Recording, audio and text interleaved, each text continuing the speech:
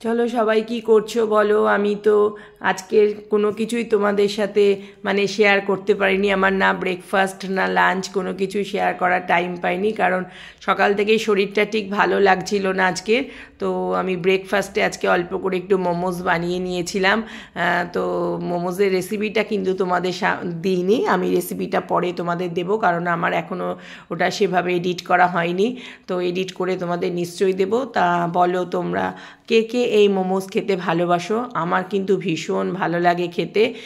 তো বাড়ির সবাই পছন্দ করে, আমার বাড়ির সবাই এটা খেতে ভালোবাসে। তো সকালবেলা এটাই ছিল আজকে ব্রেকফাস্টে আমাদের, কারণ আমি ব্রেকফাস্টে প্রত্যেক দিনই মেনু তোমাদের দিই। আজকের আমার মানে টাইম হয়নি, ভালো লাগছিল না।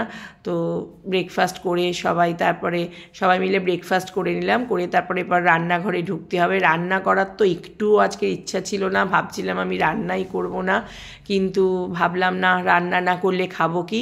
কারণ আমার বাড়ির ছেলেরা বলতে আমার হাজব্যান্ড, আমার ছেলে কেউ কিছুই করতে পারে না। তবে একটা মজার কথা শোনো, আমার বাড়ির হাজব্যান্ড এবং আমার ছেলে কেউই কিন্তু গ্যাস ধরাতে জানে না ওরা। তবে তোমরা বলতে পারো আমি তো ঘুরতে যাই তোমরা দেখো, কিন্তু তখন ওরা কি করে করে, তখন ওরা ইন্ডাকশানে রান্না করে না, ইন্ডাকশানে কিছু যদি গরম করার থাকে, চা করার থাকে, তাহলে ওরা চা করে, একটু গরম করে, মাইক্রোওভেন আছে মাইক্রোওভেনে গরম করে, কিন্তু ওরা গ্যাস ধরতে পারে না। এমনকি আমাকে গ্যাসটা লক করে রেখে যেতে হয়, কারণ ওরা মানে ভয়ই পায়। আমি ওই জন্য রান্নাঘরে গ্যাসটা টোটালি পুরো বন্ধ করে রেগুলেটরটা পারলে খুলে রেখে যেতে যাই, এরকম আমার অবস্থা আমার বাড়ির। যাই হোক, মোটামুটি এইভাবেই আমার চলে। তবুও আমি ঘুরতে যাই বান্ধবীদের সাথে, তখন ওরা ঠিক ম্যানেজ করে নেয়, কারণ এখন তো বাইরে সব হোম ডেলিভারি সব কিছুই পাওয়া যায়, আর আমি কিছু করে রেখে যাই, তখন ওরা ওটাই গরম টরম করে খায়। শরীরটা ভালো লাগছে না বলে তোমাদের সাথে একটু আমার ফ্যামিলি মানে আমার সংসারের গল্প করলাম তোমাদের সাথে, নিশ্চয়ই তোমাদের ভালো লাগবে।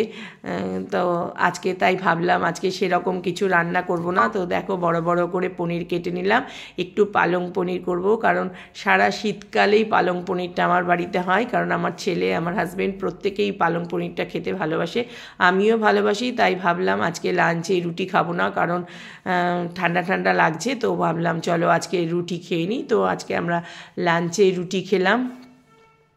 আবার দেখো আমার তেলটাও শেষ হয়ে গেছিলো, তো জারে তেলটা ঢেলে নিলাম। তো আজকে মানে কি তোমাদের সাথে সব কিছুই শেয়ার করি, তাই আমার ফ্যামিলির একটু গল্পও তোমাদের সাথে করে নিলাম। আর দেখো তেলটা শেষ হয়ে গেছে, এখন তেলটা ঢালতে হচ্ছে।